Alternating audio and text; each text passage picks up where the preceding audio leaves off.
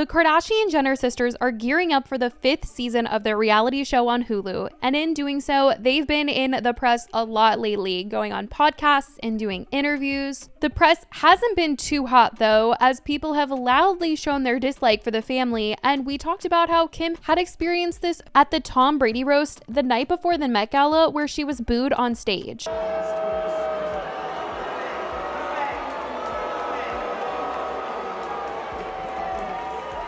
She also received backlash for her outfit at the Met Gala, as people felt tired of her constantly trying to make her whole Met look about how unrealistic she can make her waist, and once again adding to toxic, unrealistic beauty standards. Aside from Kim, the other sisters have been in the public eye recently as well, doing press and covering magazines. Kendall recently did an interview with Vogue where she opened up about her mental health, filming the show, working with her sisters, enjoying a kid-free life, and also her career. Vogue seemed to focus heavily on this aspect in the article, seemingly combating anyone who tries to say that Kendall is only where she's at because she's a nepo baby. I think a lot of celebrities think that this is an insult or it takes something away from what they've done in their life, and I honestly don't think that it does. I think it just helps people understand how they got where they did. Not every nepo baby has the greatest connections or a direct connection to the field that they want to be in, but it is a leg up in some aspect compared to someone who doesn't have a single attachment to the industry at all. And obviously you can be a nepo baby that does absolutely nothing with their connections, or you can be one that takes your little leg up and then does the absolute most, as there's tons of nepo babies who are way more famous than their family members.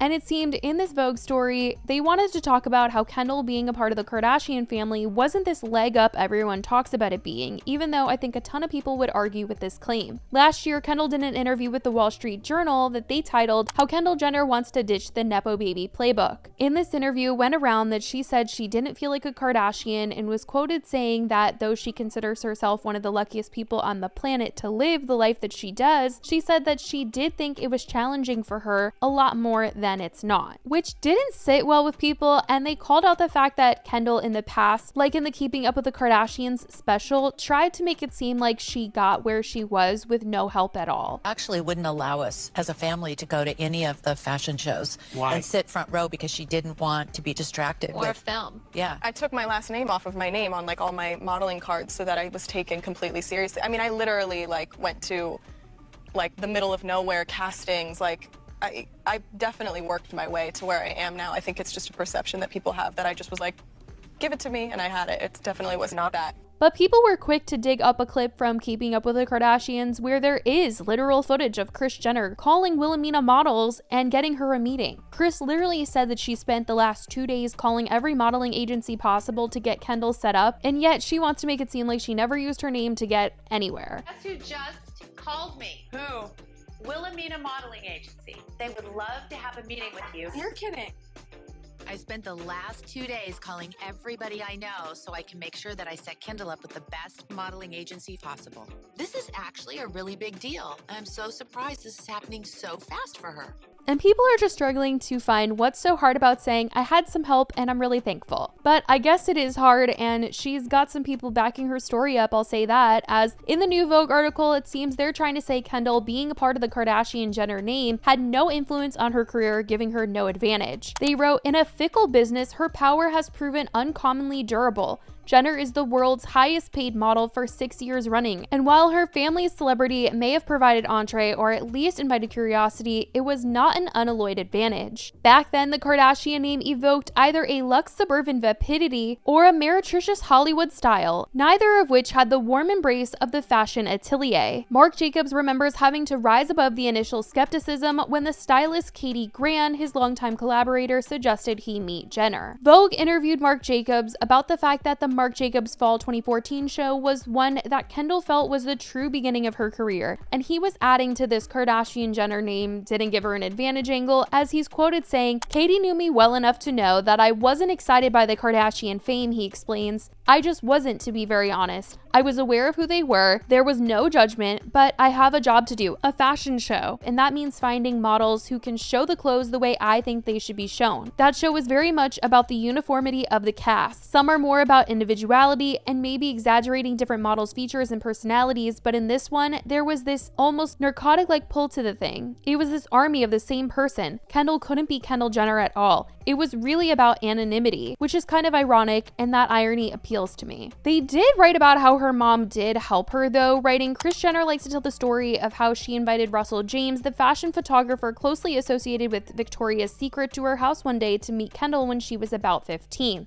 Kris is unabashed about her stage mothering, and she credits James for setting her daughter's early career in motion. But the majority of the story read to people as Kendall just trying to once again say that she didn't have this advantage or the help that everyone claims that she did. Now, Kendall isn't the only one speaking out lately, as Khloe has also been in the press some, as she did a podcast this week with her gyno. Her gyno has a podcast, and Khloe sat down for it, where she mostly talked about her surrogate experience. In the episode, she was open and honest about things that she had talked about before, like not really having a connection to her son right away, and how Tristan having a baby with someone else really affected her. She also opened up about things like she did multiple DNA tests on her son because of the fact that he didn't look like either one of them. And because he was like an IVF baby or surrogate baby, I was like, Rob, have you ever donated sperm somewhere? Because I made Tristan do 3 DNA tests for Tatum. He was so offended. And I'm like, but he doesn't look like my brother by accident. In this family, that would not surprise me, but that would be so disgusting.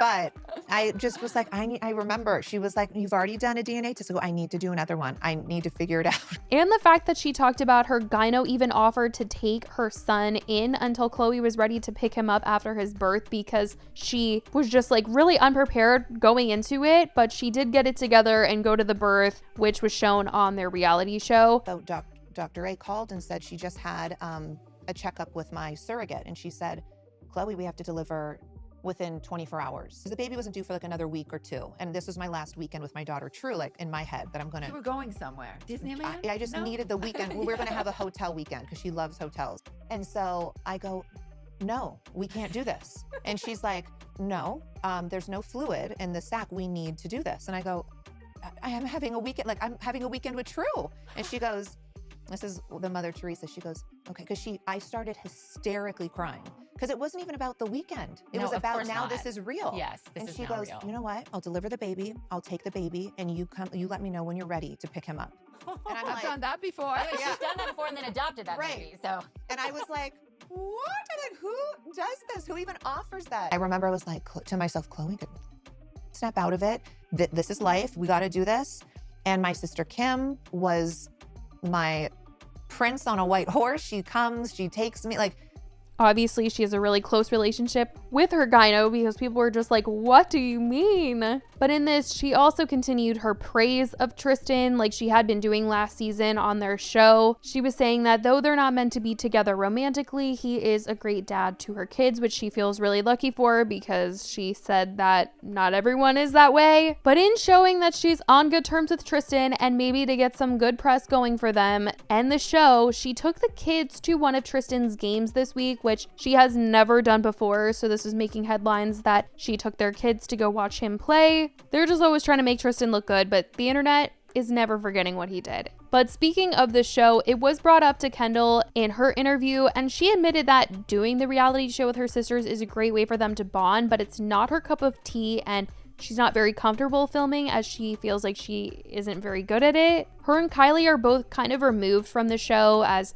Kim, Khloe, and Kourtney are certainly more of the main focus, and this season seems to be shaping up to prioritize Kourtney and Kris, Kim's work life, and some of Khloe's romantic life that is non-existent. That seems to be the thing, is that her sisters want her to like kind of get back out there, and she's like, no. But they'll probably focus on Kourtney a ton because she's pregnant. I think with the way they're not looking the best in the press right now, it's probably the best that the season stays far away from topics that will get them in trouble, and a Kourtney storyline having a baby is probably the safest zone for them. Since last season, they got tons of backlash with almost every episode being hype up Tristan as this great guy. But I guess we'll just have to see what headlines they end up making this season been what's addressed and talked about. But I want to know what you guys think about the press that they've been doing lately, what Kendall had to say. Let me know all your thoughts. I love you guys so much, and I will talk to you in the next video. Bye, guys.